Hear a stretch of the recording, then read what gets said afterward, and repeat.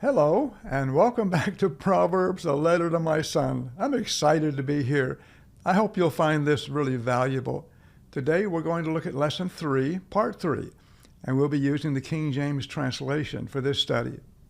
As we did in the previous two lessons, we'll be referencing Proverbs 1:7, and it says, "The fear of the Lord is the beginning of knowledge." And we looked at that in Lesson 2. And then the second half of Proverbs 1:7, fools despise wisdom and instruction, and we're looking at that in Lessons 3. Of course, we have 3 parts. But as we looked at before, Proverbs 1:7 presents 2 choices in life. We can choose the fear of the Lord and experience the blessings and gain that result when I follow God's way. That was Lesson 2. Or we can be a fool and live for the world and experience the hurts and losses that result when I demand my way. And we're seeing that in Lesson 3. Now, in the second half of Proverbs 1:7, it says, "Fools despise wisdom and instruction." We saw in Lesson 3, Part 1, where we discussed Fools 1 and 2. In Lesson 3, Part 2, we discussed Fool number 3, and saw a summary of the fool. And now in Lesson 3, Part 3, we'll examine wisdom, what it is, how to acquire it, and instruction. Now, let me ask you, what is wisdom? Do you know what it is? Can you explain it to me? Can you tell me what it is? Well, let's look at it and find out what the scriptures say. And I'll explain to you what I've learned, and it's beautiful. But let's look first. The fool despises wisdom and instructions. Have you noticed that that's exactly the things that we are told to acquire? So the fool hates the same things that we are encouraged to gain. So the fool is totally opposite the godly man or woman. And I hope none of you will fall into that category. In Proverbs chapter 3, verse 13, it says, "Happy is the man that findeth wisdom, and the man that getteth understanding." I fought this for years because it says, "Happy is the man that getteth understanding," or I should say, gains understanding. You work for it, you learn it. But you look in James where it says, "If any man lack wisdom, let him ask of God, and God will give it." And it sounds like you get it instantaneously. Well, I'm going to show you that Solomon says that's not the case. Because look at our verse again. "Happy is the man that findeth wisdom, and the man that gains understanding." So we gain understanding, but we find wisdom. So as you will see when we build the wisdom pyramid in a few minutes, we gain understanding. And as a reward of studying and meditating and gaining understanding, God will give us wisdom. It's not something we can gain. Let's take just a moment and look at what I call the wisdom pyramid. Remember, chapter 1, verse 7 says, "The fear of the Lord is the beginning of knowledge." So knowledge is in there somewhere. And then chapter 9, verse 10 says, "The fear of the Lord is the beginning of wisdom." So let's start at knowledge and go to wisdom. So let's build the chart. We understand that the fear of the Lord is the foundation upon which wisdom is built. Through this fear of the Lord, through the filter of the fear of the Lord, we gain trustworthy knowledge. Not just knowledge for knowledge's sake, but we learn trustworthy knowledge about who God is, what He is, how He works in the affairs of men, and what He wants to accomplish in and through us. As we gain this knowledge through the filter of the fear of the Lord, we gain understanding based on that trustworthy knowledge that we gain. With the knowledge and understanding coupled together, we gain insight. And what is insight? It's the ability to look at an opportunity or a problem and see it for what it really is and not what appears on the surface. So we get an accurate picture of what the situation really is.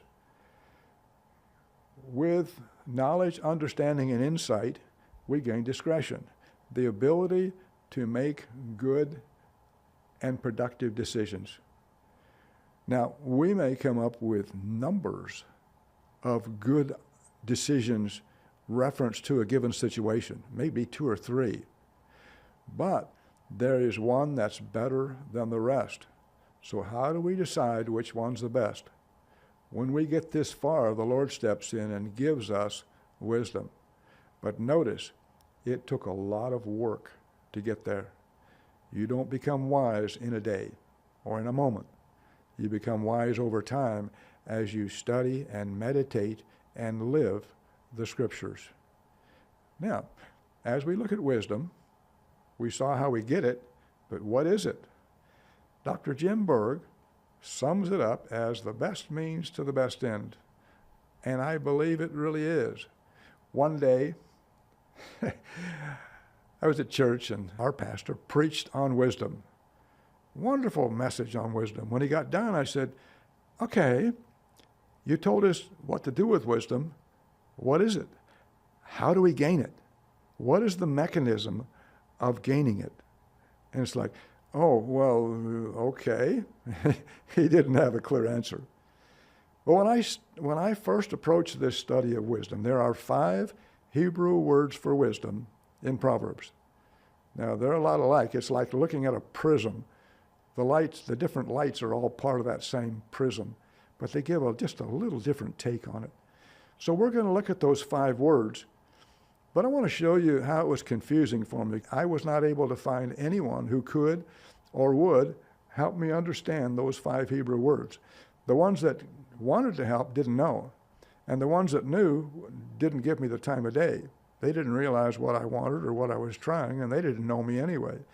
So I was talking with Dr. Doug Sprunger at church, and he said, well, Jerry, sometimes it's better just to muddle your way through, and you'll learn a lot more.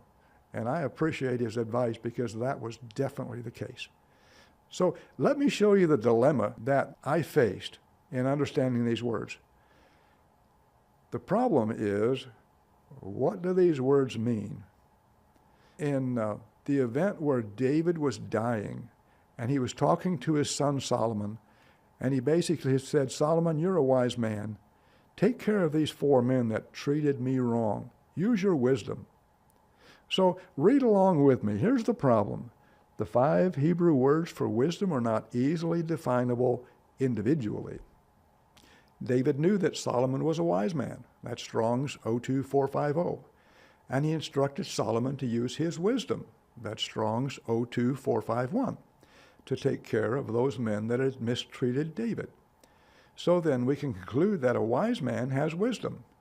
If wisdom is something a wise man has, then what is a wise man? Another word for wisdom in Proverbs is sound wisdom, Strong's 08454. Okay then, what's the difference between wisdom and sound wisdom? There are 2 more words for wisdom in Proverbs. The first is defined by Strong's as wisdom, 07919. You imagine that? The second word is wisdom, Strong's 02449, and it is the root word from which wise man, 02450, and wisdom, 02451, are derived. Now, isn't that really clear? Anyway, it took about a year to understand what these words meant. And it became clear, but for the longest time, like I say, it took about a year. So let's look at these 5 Hebrew words for wisdom. Here are the 5. The first one is Strong's 02449, and it is defined as to be or to become wise, and it occurs 12 times in Proverbs. One who is either learning or teaching others wisdom. The second one is the wise man. Strong's 02450 occurs 46 times in Proverbs, and he's the one who practices using wisdom on a regular basis. The third one is Strong's 02451, defined as wisdom, appears 41 times in Proverbs. It's the kind of wisdom that God gave Solomon, and all the other 4 words use this word, wisdom. The fourth one is acts wisely or wise behavior, Strong's 0791 time. It only occurs 13 times in Proverbs, and he is one who is living and acting in a wise manner. The last one now is sound wisdom, Strong's 08454. It only occurs 4 times in Proverbs, and it's the practical or common sense wisdom that brings good success. Now these are the 5 words, and I want to look at each of them in succession and give you an idea of what they're trying to get across. The first one is 02451, which is wisdom. With reference to 02451, wisdom, John MacArthur wrote that wisdom was not knowledge alone, but the skill of living a godly life as God intended man to live. He referenced Deuteronomy 4, verses 5 through 9. This kind of skill is based upon the fear of the Lord, so that everything we do in the realm of wisdom is done from this perspective. Let's take an illustration here. Remember about the time when Solomon asked his soldiers to cut a baby in half? Remember in 1 Kings 3, 2 ladies came professing to be mothers of one live child, and one of the women had a dead child. And both are saying, "This is my kid." Solomon, knowing the love of a mother for their child, realized when one mother said, "No, don't kill the child, let her have it," realized that she was the real mother. But in order to get her to say that, he said, "Okay, bring a sword and cut that baby in half." Once he did that, then in verse 28 says, "And all Israel heard of the judgment which the king had judged, and they feared the king, for they saw that the wisdom of God was in him to do justice." So Solomon showed real wisdom there in knowing what the mother felt about their child and forcing her to express it so he could know the right one. Another illustration, Daniel, the prophet Daniel, was standing before Nebuchadnezzar. Nebuchadnezzar had had a dream, and he was requiring the magicians to give an answer. And Solomon is answering Solomon, and he says, "Blessed be the name of God forever and ever, for wisdom and might are his. And he changeth the times and the seasons. He removeth kings and setteth up kings. He giveth wisdom unto the wise, and knowledge to them that know understanding." Notice, God gives wisdom to those who are wise. So as we study and gain knowledge and understanding, we become wise, and God gives us wisdom. I know it sounds like a puzzle. And he gives knowledge to those who understand. Remember the scripture in Proverbs says, knowledge is easy to those that have understanding. When you got an understanding of a subject and new knowledge comes up, you say, "Yeah, I get that. I understand that. It's easy." In Exodus, in the realm of the physical, Moses was getting ready to have folks build the parts for the temple, for the tabernacle, I guess it is. And the Lord spake to Moses, saying, "See, I," that's the Lord, "have called by name Bezalel, the son of Uriah, the son of Hur, of the tribe of Judah, and I have filled him with the Spirit of God in wisdom and in understanding and in knowledge, in all manner of workmanship, to devise cunning works, to work with gold and in silver and in brass, and in cutting of stones to set them, and in carving of timber to work in all manner of workmanship." And get this now. "And I, behold, I have given with him Ahoiab, the son of whoever it is, of the tribe of Dan, and in the hearts of all that are wise-hearted I have put wisdom, that they may make all that I have commanded." Notice he's giving wisdom to those who are wise. So the understanding here is, if you want wisdom, study the scriptures, gain knowledge, gain understanding, and you become wise in a sense, and then God gives you that extra bit of wisdom. Fascinating, isn't it? One more thing.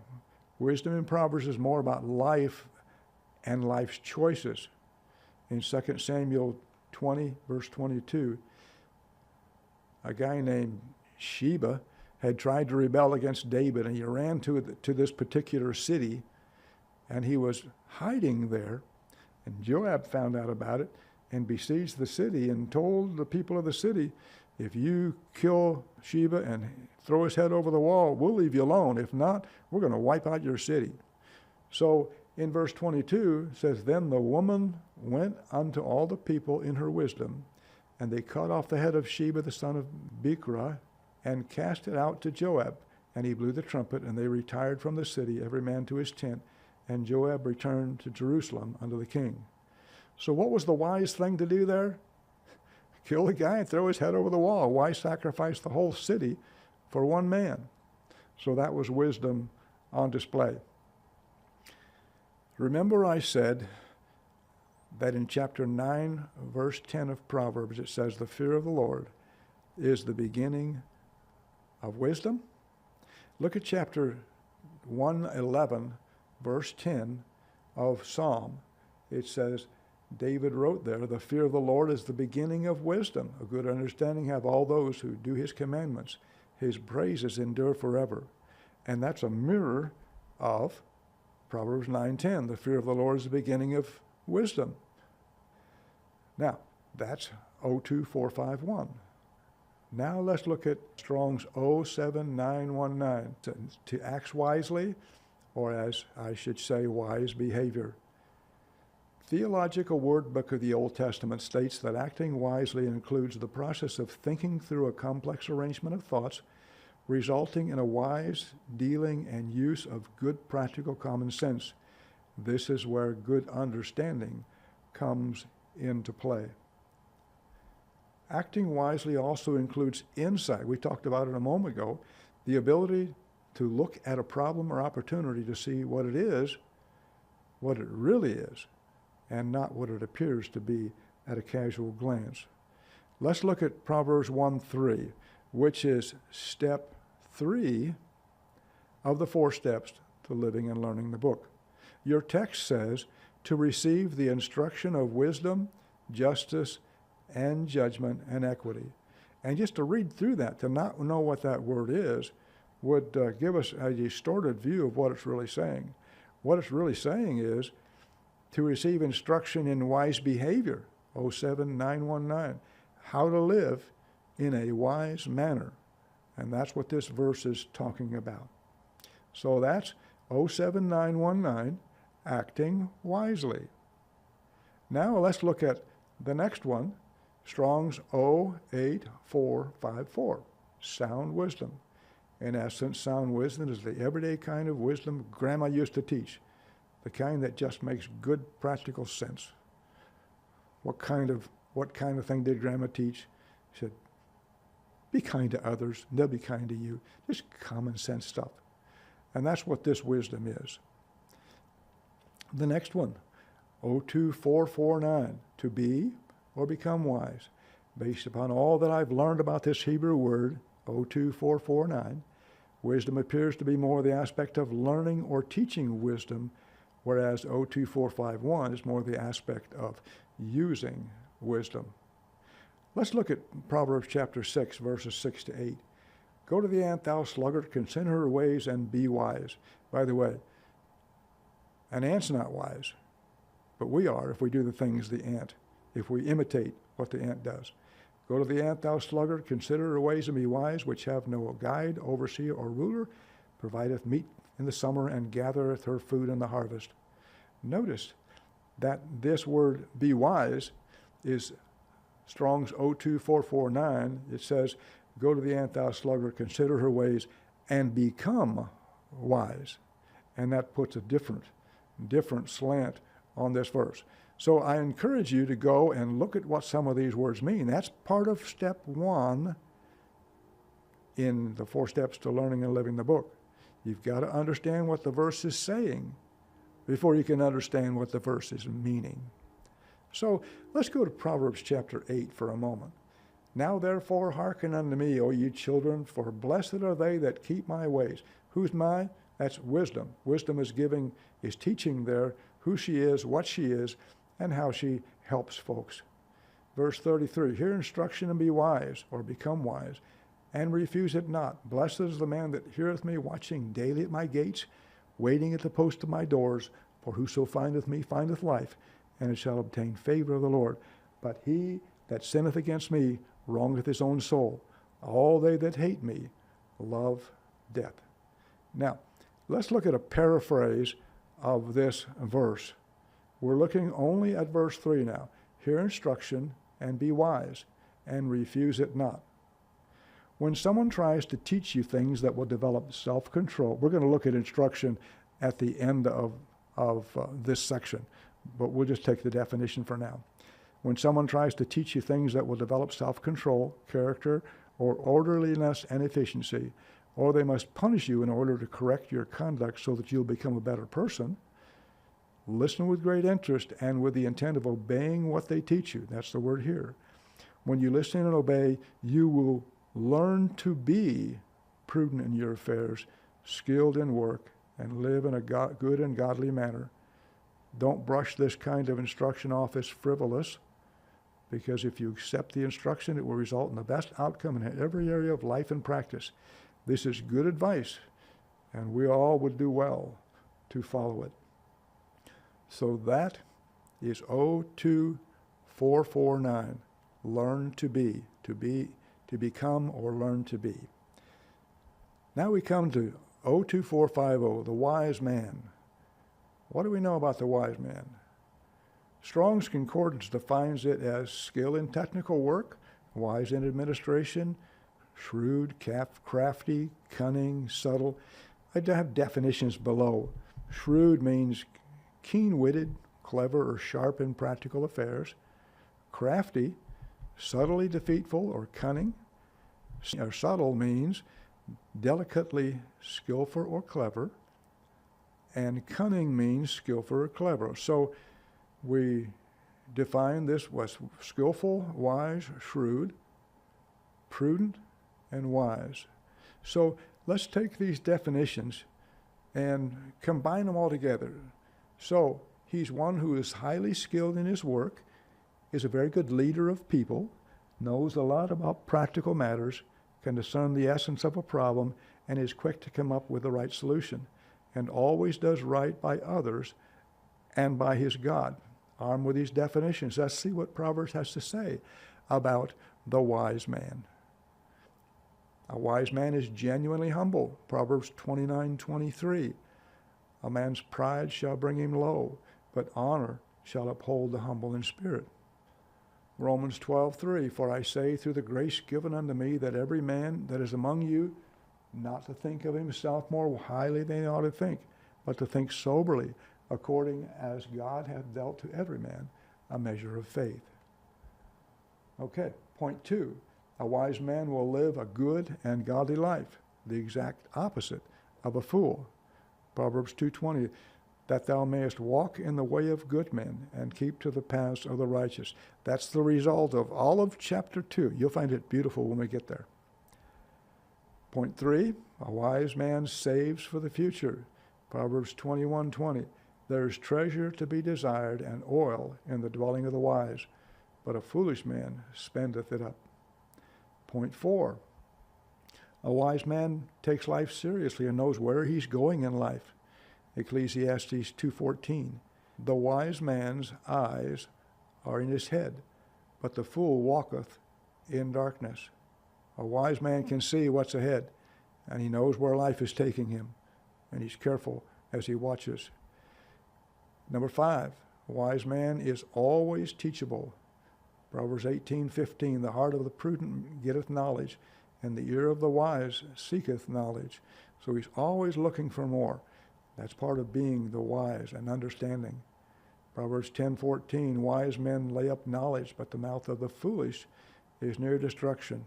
So if you want to be wise, you keep acquiring more and more and more of this wisdom stuff. Number 6, a wise man will control his temper. Proverbs 19:11, a fool uttereth all his mind, or loses his temper, but a wise man keepeth it in till later, or till afterwards. Number 7, a wise man will try to win others to Christ. Proverbs 11:30 says, the fruit of the righteous is a tree of life, and he that winneth souls is wise. That's the blessing of being out there witnessing for Christ. Point 8, a wise man acts and reacts in a way that makes his parents glad. Proverbs 10:1 starts that section of seemingly disjointed verses and says, a wise son maketh his father glad, but a foolish son is heaviness to his mother. So you want to make your parents glad? Be a wise son. Number 9, a wise man understands that there are those who will not appreciate his wise counsel. Proverbs 15:12 says, a scorner loveth not one that reproveth him, neither will he go to the wise. There's always going to be those people that play down our attempt to live good and godly and be wise. And number 10, a wise man will listen first and then choose his words carefully when responding. Look at Proverbs 16:21. The wise in heart shall be called prudent, and the sweetness of the lips increaseth learning. So a wise man's words are valued because they're well thought through. Point B, a wise man's words will benefit the hearer. Proverbs 13:14. The law or the teaching of the wise is a fountain of life, to depart from the snares of death. There's real benefit there. And then point C, a wise man's words teach us to be impartial and not attempt to get even with anyone. We'll go to Romans for this, Romans 12:19. Dearly beloved, avenge not yourselves, but rather give place unto wrath. For it is written, vengeance is mine, I will repay, saith the Lord. And as many of us have seen in the past, the Lord is really good at this. Let the Lord get back even with people. Let him do it. He can do a much better job than we can. So this is wisdom. These are the 5 Hebrew words for wisdom. I hope they've made sense. I have made a practice many times when I go through Proverbs of actually writing the Strong's number next to a word for wisdom in Proverbs if it's not already defined properly. And that gives me the understanding of what the word really is meaning. So we're at church and someone reads the verse, I can see, oh yeah, I see what that means. Okay, our verse says, the fear of the Lord is the beginning of knowledge, but fools despise wisdom and instruction. So, if we look at this word instruction, we could look at it in our English dictionary, and it'll give us a definition. But let's look at it from the definition of a Hebrew word. And Strong's indicates that instruction is comprised of discipline, chastening, and correction. So what does that mean? Well, let's look at each one in turn. To discipline, that is to train young men so that they will have more self-control and character. You want them to be better people. To chasten is to punish in order to correct or make better. So you may need to punish them to make them better people. And then correction is to effect a change that corrects a mistake, change from wrong to right, or from abnormal to normal. So let's put these together. The scriptures will instruct us to have self-control and character in order to become better people, so that we will continue to abandon wrong and choose right. So, this is instruction. Fool hates wisdom and instruction. Why? He doesn't want to be corrected. He doesn't want anybody to tell him that he's wrong, and he's certainly not going to admit it. I've seen in the past that the only hope for a fool is for the Lord to change his heart. We can't do it. I knew a man in years past, a very proud man. But the Lord got a hold of his heart. He's a humble man now. But the Lord did it. The fool is despising wisdom and instruction, and this is a choice by default. If we don't choose to be seeking a genuine fear of the Lord, and we have to do that by rejecting the default. If we don't choose to seek the Lord, then we have chosen to go our own way, to be the fool, and suffer the consequences that come about. Now, we go right back to where we started. There are 2 choices in life. Choice 1 is to choose the fear of the Lord and experience the blessings and the gain that follows when I go God's way. Or I can be a fool and experience the hurts and losses that come as I live for myself and live for the world. Now the question becomes, which will you prefer? Will you choose the fear of the Lord? Will you search the Scriptures and meditate on the Scriptures to become a good and godly man or woman? I hope you will. The choice is yours. But now understand, as we finish Lesson 3, if we do not have a genuine biblical fear of the Lord, If we don't have that, then we will not be successful in accomplishing the 4 steps to learning and living the book. It just won't work. And as you'll see in lessons 4 and 5, there's more that those 4 steps are depending on for success. And you'll see that in the next lessons. I hope you join me. I've enjoyed this. I hope you find it helpful. I'll see you in lesson 4. Thank you.